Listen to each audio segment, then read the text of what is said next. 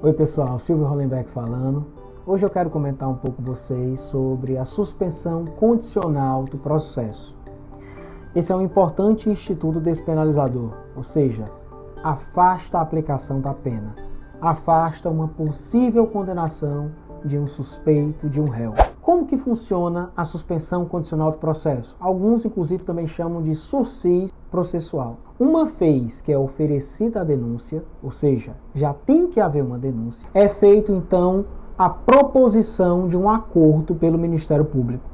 Quem propõe esse acordo não é o juiz, nem a parte, é o Ministério Público. É um poder-dever, porque o Ministério Público, ele pode, mas deve. Tanto é que uma vez que são atendidos os requisitos, e eu vou elencá-los aqui nesse nosso vídeo, uma vez que atendidos os requisitos e o Ministério Público não propõe essa suspensão condicional do processo, o juiz pode, inclusive, determinar que a PGR, que o Procurador-Geral o faça. Então, é um poder-dever do Ministério Público. Como eu falei, a suspensão condicional do processo visa afastar, extinguir a punibilidade. Mas como isso funciona?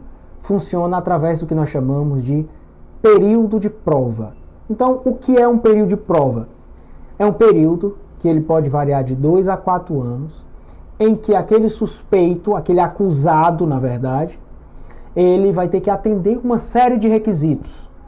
E, uma vez atendidos aqueles requisitos, durante aquele período, a punibilidade será extíngua. Então, haverá extinguidade da punibilidade. Vejamos, isso não vai constar nos antecedentes daquele suspeito, não vai haver ficha manifestada sobre aquele crime, sobre aquele possível crime. Então, não vai restar registros. De fato, vai ser extinta a punibilidade, sendo uma vez atendido todos aqueles requisitos do que nós chamamos de período de prova. Primeiro requisito, o crime, na pena abstrata mínima, 1 ano ou menos. Concurso de crime somou e passou de 1 ano, já não cabe mais o instituto. Segundo ponto, a pessoa não pode estar sendo processada por nenhum outro crime. Processado, não é nem condenado, trânsito em julgado. Se estiver sendo processado por outro crime, já não cabe mais. Segundo ponto, não pode ter sido condenado por um crime anterior doloso. Também não cabe. Se já tiver sido condenado, também não vai caber a suspensão condicional do processo. Vejamos, ele vai passar por um período de prova. Atender os requisitos, vai ter um período de prova, de 2 até 4 anos. Durante esses 2 a 4 anos, o Ministério Público vai propor uma série de medidas. Essa série de medidas tem que ser aceitas pelo suspeito. Se ele não aceitar, o processo segue. Se ele aceitar, vai ser enviado para um juiz que vai fazer a análise.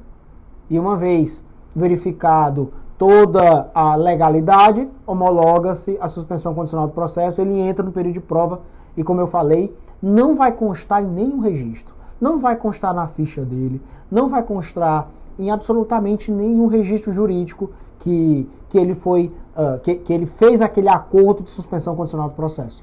Esses requisitos são propostos pelo Ministério Público. Então, o Ministério Público vai avaliar quais requisitos são aplicáveis. Muitas vezes o Ministério Público pede a reparação do dano.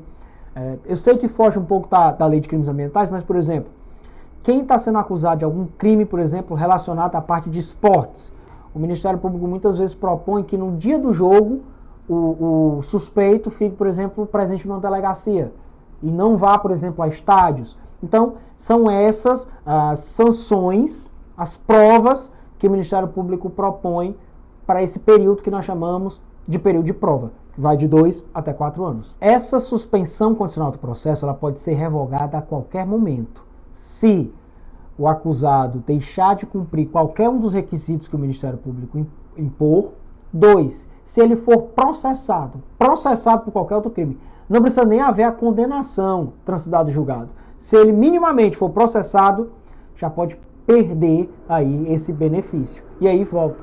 Então, se ele for chegar pelo menos a ser processado, ele já vai perder a suspensão condicional do processo e o processo vai retomar.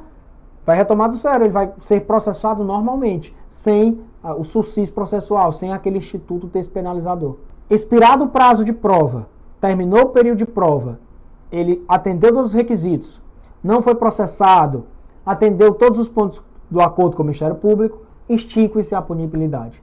Não vai ter nenhum registro, não vai ter nenhum tipo de... continua sem antecedentes na sua ficha, não vai haver nenhum tipo de registro na ficha daquele suspeito. Eu quero deixar claro, em outros vídeos eu vou falar sobre a transação penal. É muito comum fazer transação penal na Lei de Crimes Ambientais lá no Juizado Especial. Eu vou fazer um vídeo sobre isso. Mas eu tenho que deixar claro, na transação penal há uma diferença clara. Lá é crimes de até 2 anos. Aqui, na suspensão condicional do processo, é pena mínima de 1 ano. Lá é a pena máxima de até 2 anos.